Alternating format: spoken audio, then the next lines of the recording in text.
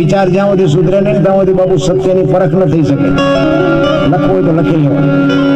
હું મારો તમને પરિચય આપું, હું તો એક ખટારાનો ડ્રાઈવર હતો અને આપણે ઝઘડા સિવાય કઈ કર્યું જ નથી.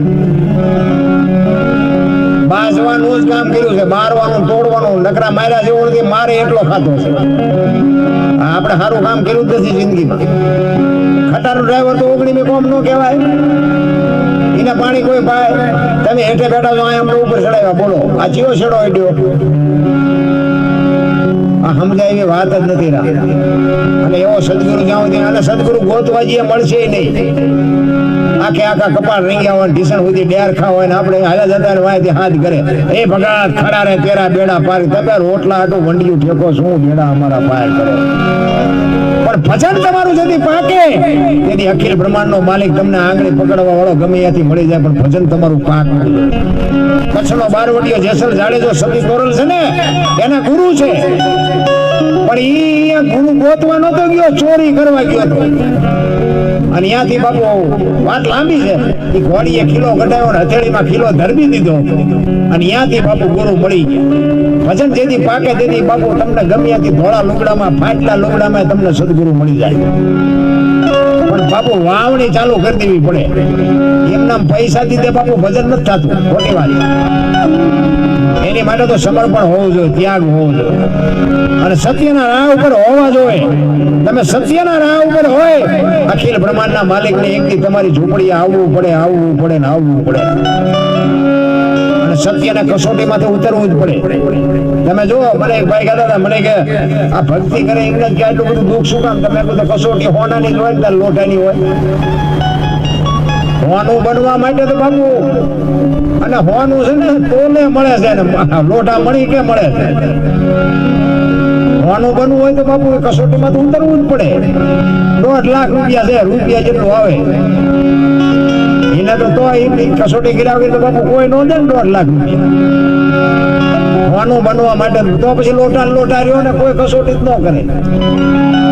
આવું છે હોનું, કસોટીમાં ઉતરવું નથી, બે વાત ન પડે. કસોટી માટે પાર ઉતરવું જ પડે. સત્યના રાહ ઉપર હોય ને. હરિચંદ્ર રાજા બાબુ તમે જુઓ, છે ખુદી નો હાર્યો તો નો જ હાર્યો. એ કે જે થાવી હોય થાય. અરે વેચાણા એ તો ઠીક છે, પણ હારો ગ્રાહક નો જડ્યો. તમે જો હરિચંદ્ર રાજા અયોધ્યાનો મહારાજા શમશાનમાં નોકરી કરે, શમશાનમાં.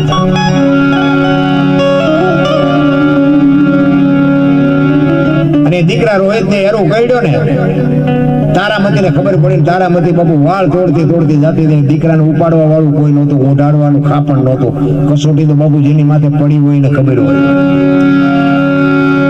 એ દીકરાને હાડી હતી, હાડથી ફાડી અને હાડી ઓઢાડી અને દીકરાને ખંભે નાખીને શમશાન ભૂમિમાં લઈને આવ્યા તારામતી. હરિશ્ચંદ્ર રાજા ખડગાડું કરીને ઉભા રહ્યા, મારું દાન દેતા જવાનું. અયોધ્યાનો મહારાજા મહણિયામાં નોકરી કરી. બાપુ સત્યની શું તાકાત હોય. આપણે તો બધા માર્યા વગરના રોવે છે. અમારી પાસે કઈ નથી, અમારી પાસે કઈ નથી. મરો કઈ ન હોય તો. તમારે મારે જ્યાં હજી બૈરા વેસવાનો વારો આવ્યો પેલા ખડગાડું કરીને ઉભા રહ્યા. અને હરિશ્ચંદ્ર ને તારામતી કહે છે કે સ્વામિનાથ તમે શું કયો છો? કે વાત બધી બરોબર. તમે આ રમકડા બધા બેહાડી દો, આખું ના હોય ને પાયા રાખો.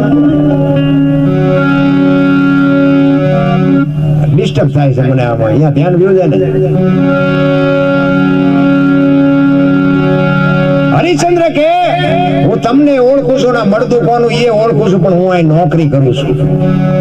અડધી રાત્રિનો સમય છે બાપુ. કાળી ડિબાંગ રાત જામી છે, મેઘ જામ્યો છે, વરસાદ છમક પાણી પડે છે. અને બાપુ ડાકણું રાહડા લેતી હોય શમશાન ભૂમિમાં. બે માણા ઉભા હોય છે, મરેલો દીકરો હોય છે. મારા રામચિત્ર કેવું હોય છે તમે જોવો તો ખરા. મારું હવાશેર ખીચડી અને મારા ધણીનું હવા મીટર કાપડ આટલું તમે મને આપો તો જ હું તમને અંદર જવા દઈશ, ને જવા નહીં દઉં. હરિશ્ચંદ્ર રાજા તારામતીને કહે છે, મારી ખીચડી કદાચ હું જાતિ કરું, પણ સવારે મારા ધણીને મારે જવાબ શું દેવો? નોકરી કરું છું. એ હાડી અડધી ઉડાડી દે એમાંથી અડધી ફાડીને આપી ગાલ્યો આ અડધું ખાપણ તમને આપો અને હવે તો આ દીકરાને હળગાવા જવા દો.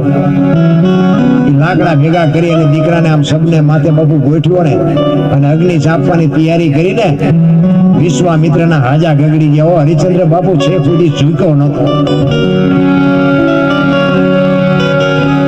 વિશ્વામિત્ર બાપુ સ્વર્ગમાં જઈ અને ઈશ્વરને કહે છે કે બારે મેઘ ખાંગા કરી દીજો, ઓલું મળતું હળગી ન જાય ને કે સ્વર્ગમાં ઇન્દ્રનું ઇન્દ્રાસન હેઠું જાય છે, કોઈ બેહી નહીં શકે. અને બારે મેઘ ખાંગા કરી દીધા ને તેથી બાપુ પુરુષ જેવો પુરુષ હરિશ્ચંદ્ર રાજા થાકી ગયો, ભાઈ હારી ગયો, ભાંગી ભૂકો થઈ ગયો. અરે તારી ભલી થાય, તારી જીવવા તો ન દે પણ મર્યા પછી કે હળગવાય ન દે. આટલું અમે શું પાપ કર્યું છે. તેથી હરિશ્ચંદ્ર બાપુ ભાંગીને ભૂકો થઈ ગયા ને તેથી બાપુ તારામતીએ લગામ હાથમાં લીધી, તમે મોળા ન પડશો, હું તમારી પડખે ઊભી છું. બાપુ દીકરી એને કહેવાય. જ્યાં ધર્મ ધ્રુજ્યો પુરુષ ન પૂજી ગયો તેથી બાપુ દીકરીઓએ આબરૂ રાખી. ઈ કે દીકરો દીકરાને ઠેકાણે વિયો ગયો કે હા કે તમારી પાસે ખડક છે ને, તો કે હા કે મારું માથું ઉતારી લે, તમારે પછી જીવવું હોય તો જીવજો, મરવું હોય તો મરી જજો. પછી હરિશ્ચંદ્રની હિંમત આવી કે વાહ મારા નાથ, ત્યાં મને અડધું ઊંઘ આપ્યું પણ બાપુ દુનિયામાં નામ કઢાવે એવું. અને બાપુ હારું માણા હોય તો જીવવાની મજા આવે. પતિ પત્ની જો બે વ્યવસ્થિત હોય તો જીવવાની મજા આવે. નકર તો બાપુ હબો હારો નો હાંપડે, મિત્ર મળે જો લબાડ, પત્ની મળે કભાર જતો હેળે જો અવતાર, ત્રણે પખા મોળા હોય તો ગિરનાર ભેગું થઈ જવાય. બૈરામ ઠેકાણા ન હોય, છોકરામ ઠેકાણા ન હોય, હગામ ઠેકાણા ન હોય, ભાઈબંધમાં ઠેકાણા ન હોય. જાવ ઊંચા માણા બહાર નો થાકે ને એટલે ઘરે જાય, થાક ઉતરે. તમે જો 2 દી 5 દી તમે 4 ધામની યાત્રા જાઓ ને તો તમને હવે ઘરે જવું શું, આખી દુનિયાનો થાક બાપુ ઘરે ઉતરી જાય. પણ ઘરે એ ડેલામ કર્યા પેલા સોટે અને ઈ થાક જે લાગે ઈ ચા ઉતરે, ઈ ચાય ન ઉતરે. માણા તો બાપુ જો ઘરનું, હું તો એમ કહું ભગવાન પાસે અરજ કરજો કે કાં ન દેજે, એમ નામ વયા જઈશું અને દે તો કઈ સારું દેજે. 60 વર્ષની થઈ હોય ઉમરા વચ્ચે રહી સબે રમતી હોય, ઢબો ઢા ઢબો. હવે ઢબો ઢા તો તારી અરે મંડાણા એના થઈ ગયા. શું આ બૈરાને કરો તમે? આ અમને હાથની હથેળીમાં રાખો અને તમે એમ કરે આવ્યા ને હું કહું હાલો હાલો ચા પાણી રોટલા સિવાય જવાય. અને હું આમ ડેલામ લઈ જાઉં અને રવડામાંથી હાણે લોટા મંડે ઉડવા, મારે ચીંપા જવું. હે સારું માણા ન હોય તો જીવવાની મજા જ ન આવે. ભલા માણસ દીકરી તો દીકરી છે રામ, એક સમર્પણની મૂર્તિ છે. માં મમતાનો મહાસાગર છે રામ, માં તો માં છે. પણ અત્યારે જો કે બધું પરિવર્તન છે, આપણી સંસ્કૃતિ બધી ધીરે ધીરે લુપ્ત થતી જાય છે. કારણ કે પેલા છે ને ભેંસ ઊભી ખાતી હતી, માણા બેઠા બેઠા ખાતા હતા. અત્યારે ભેંસું બેઠી બેઠી ખાય, માણા ડીસુલે રખડતા હોય. આમાં થોડાક ભાત નાખજો, આમાં થોડું ભજીયું નાખશે, આમાં થોડી દાળ નાખશે. આપણે ભિખારી જેવી જિંદગી કરી નાખી. આ આપણી સંસ્કૃતિ છે. 2 કિલો ચોખ્ખું ઘી બજારમાં નથી ખપતું, 2 લીટરના પીપળા દારૂના બાવળિયા ખપી જાય. બોલો તોય કે છે કે મેરા ભારત મહાન, ખટારાના ઠાઠે લખે ભારત મહાન ન થાય તો આપણે સુધરવું પડે, કઈ ભારત મહાન થાય. અરે સંસ્કૃતિની પથારી તમે જો આપણા ગેડા થીગડા ઉપર થીગડા મારી મારીને બાબુ જીવતા હતા. કપડાને અત્યારે કોઈ થીગડા વાળું કપડું પહેર્યું મને દેખાડો, અત્યારે ફાટલા પહેરવાનું ચાલુ થયું. બોલો ઓલા જીન્સમાં માથા વ્યા જાય એવડા ફાંકા હોય. એટલે આવા તો અમે પહેરતા જ હતા, ખબર નહોતી કે આવું ટાણું આવશે ને કઈ મેં હાઈસ્વેટ રાખ્યા તો અમે પહેરતા હતા. આ સંસ્કૃતિ છે આપણી.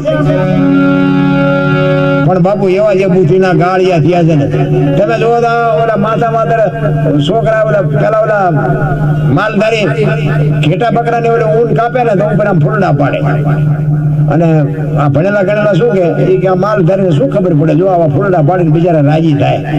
અત્યારે કરોડપતિના દીકરા આ ફૂલડા પાડે. બોલો આંખ પર ટોકો હોય ને આંખ પર કાન ટાંકો હોય તો આપણે એમ થાય કે ઓલું માલધારી કરતા દીવડું આવ્યું. અરે બાપુ ખતમ કરી નાખી આપણી સંસ્કૃતિ. હું તો એમ કહું છું માને બાપ ને પગે લાગીને જાઓ ને તો આખી દુનિયામાં ક્યાંય પગે ન લાગવું પડે, આપણી ગેરંટી. અને હું તો એક હાથ જોડીને વિનંતી કરું છું, મારી એવી કોઈ ઓકાત નથી હું તમને સલાહ દઉં, પણ બાપુ વ્યવસ્થિત જો જિંદગી જીવવી હોય ને તો મા બાપ હોય તો, ન હોય તો ભાઈ ફોટા અગરબત્તીઓ કરે કાંઈ નહીં હોય. પણ હોય ને તો માં ને બાપ ને બાપુ સાચવજો. તમારે જિંદગીમાં કોઈ દી મોળો દીધ ન હોય. હું તો બેનું નહીં કહું, તમારા લગ્ન થઈ ગયા પછી તમારા સાસુ સસરા છે ને એ જ તમારા મા બાપ છે. અને પાણી ક્યારેક પૈસા દે, એને પૈસાની જરૂર નથી, એને હૂંફની જરૂર છે, એના સંતાનની હૂંફની જરૂર હોય તો ભાઈ ફોટા અગરબત્તીઓ કરે કાંઈ નહીં હોય. પણ હોય ને તો માં ને બાપ ને બાપુ સાચવજો. તમારે જિંદગીમાં કોઈ દી મોળો દીધ ન હોય. હું તો બેનું નહીં કહું, તમારા લગ્ન થઈ ગયા પછી તમારા સાસુ સસરા છે ને એ જ તમારા મા બાપ છે. અને પાણી ક્યારેક પૈસા દે, એને પૈસાની જરૂર નથી, એને હૂંફની જરૂર છે, એના સંતાનની હૂંફની જરૂર છે. તમે ગમે એવા માવતર બાપુ ગઈઢા હોય ને એને તમે પૂછીને જાઓ ને, અથવા તો તમે અડધી કલાક એની પાસે બેહો ને તો એનું હૈયું બાપુ ઠરીને એમ થઈ જાય મારો દીકરો હજી મને પૂછ્યા વગર પાણી નથી પીતો. જિંદગીમાં કોઈ દી બાપુ તમને કોઈ દી તાવ ન આવે. ભલા મને 40 લાખની ગાડી લઈને નીકળે, વાયલી સીટમાં જોવો કૂતરો બેઠો લબરક લબરક કરતો. હવે આમાં માને બાપા ને બેહર્યા હોય તો અરે અમને સારું જોડું નથી જીડ્યું, અમારો દીકરો કેવી ગાડીમાં ફેરવે, જિંદગીમાં કાંટો ન વાગે. રામ પછી કે શું નડતું હોય છે, શું નડતું જોડો દાણા, શું નડતું માતાજી બોલતી છે. અરે અત્યારે તો દાણા જોવાનું એટલું હાલ્યું છે, કરોડપતિના છોકરા જોર આવે બોલો. એટલે આપણે તમારે તો મૂક્યાનો માર્ગ નથી, તમને શું નડે છે? પણ આવડું આ જ નડે છે, બીજું કઈ નડતું નથી. મા બાપ ની બાપુ આંતળી કકડી જાય ને જિંદગીમાં, તમે માતાજીએ નો કઈ કરે ને ભુવાજીએ કઈ નો કરે, પછી બાપુ રોયે પાર નથી આવો. અને તમારી પ્રજા બાપુ તમારી સેવા નો કરે, નો કરે, નો કરે, તમે નો કર્યો એટલે તમારી પ્રજા નો કરે. લખવું અહીંયા લખી લેજો, વ્યાજ છે ચૂકવી દે. એટલે હું તો કહું છું, માં ને બાપ ને સવારે પગે લાગીને જાવ ને, પછી આ માં ભગવતી ના મંદિર માં આવીને પગે ન લાગો ને તોય માં સહી કરી દે, કાંઈ વાંધો નહીં. એની માં ને લાગીને આવ્યો છે ને જિંદગીમાં ક્યાંય ન નમવું પડે.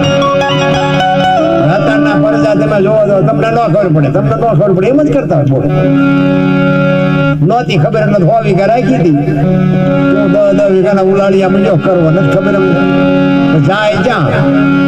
અરે માન બાપ જેવા બાપુ ભગવાન ક્યાંય છે જ નહીં. મારી તો એક જ ભલામણ છે, હું કોઈને કઈ કહેતો નથી મંદિરના આન તેન બધું કરો, બધું બરોબર. ગાયોના પ્રોગ્રામ કરીને ગાયોના પૈસા ખાઈ જાય, બોલો દીકરીઓના ખાઈ જાય, સાધુના ખાઈ, બીક જ નથી લાગતી કોઈ. એ કે તેદુની વાત તેદી નહીં, મરી જશો મરી. તમે કોઈને દેવો નહીં તો કઈ નહીં, પણ કોકના રૂપિયા તમે ગાયોના ખાઈ જાઓ, બેનું દીકરીઓના ખાઈ જાઓ, સાધુના ખાઈ જાઓ, તમારી પ્રજા કપાતર જ પાકે, એમાં કાંઈ ન હોય. એટલા માટે કર્મની ગતિની બાપુ કોઈને ખબર જ નથી. પણ આપણે આજે કઈ કરું છે, તમે બેઠા છો ને કર્મ છે, અમે આજે કઈ આનંદ કરાવીને કર્મ છે. પછી કર્મનું ફળ કેવું હોય ને કેવું, કારણ કે કર્મ કરવાની જ તમને મને ફરજ આપી છે. એનું ફળ કેવું આપવાનું એ કૃષ્ણ પરમાત્માએ ગીતાજીમાં એ જ કીધું છે. કર્મ તમે કરે જાઓ, કેવું કરો એ તમારે જોવાનું, એનું ફળ કેવું આપવું એ મારે જોવાનું. હું કોઈ નથી કહેતો સારું કરો, સારું કરશો તો સારું મળશે, ખરાબ કરશો તો ખરાબ મળશે. કૃષ્ણ પરમાત્મા ને અર્જુન બે આમ ખેતરના શેઠે નીકળ્યા ને, કૃષ્ણ પરમાત્મા આગળ હતા ને અર્જુન થી પાછળ હતા. એક મગનું ખેતર હતું, મગને શીગો આવેલી ખૂબ. એમાં અર્જુનને ભૂખ લાગી, એને એમ થયું કે એકાદી સિંગ તોડીને ખાઉં. એમાં એક મગની સિંગ તોડીને ખાધી, અને કૃષ્ણ પરમાત્માએ અર્જુનને કીધું કે અર્જુન શું કર્યું તે? કે પ્રભુ ભૂખ બહુ લાગી હતી ને એટલે એ કે એક સિંગ મેં તોડીને ખાધી. એ કે એમાં દાણા કેટલા હતા? એ કે 7. એ કે ખેતર ધણીના ઘીરે તારે 7 વર્ષ બળદિયો થવું પડશે, જાય. ઈ કે પણ આવડે, હા ઈ કે એને હજી એમાંથી પાંદડું નથી તોડ્યું, રાત નથી મહેનત કરીને. તને કોને કીધું પાંદડો તોડીને તું ખાવા મળી જાય? ઈ ઘર ધણી છોડી દે મને વાંધો નથી, બાકી હું તો કાયદા પ્રમાણે તારે અહીંયા જવું જ પડે. ઈ પટેલ નું ખેતર હતું ને, એના ઘરે ગાય હતી, ગાય વેણીને અર્જુન વાસડો થઈને આવ્યો.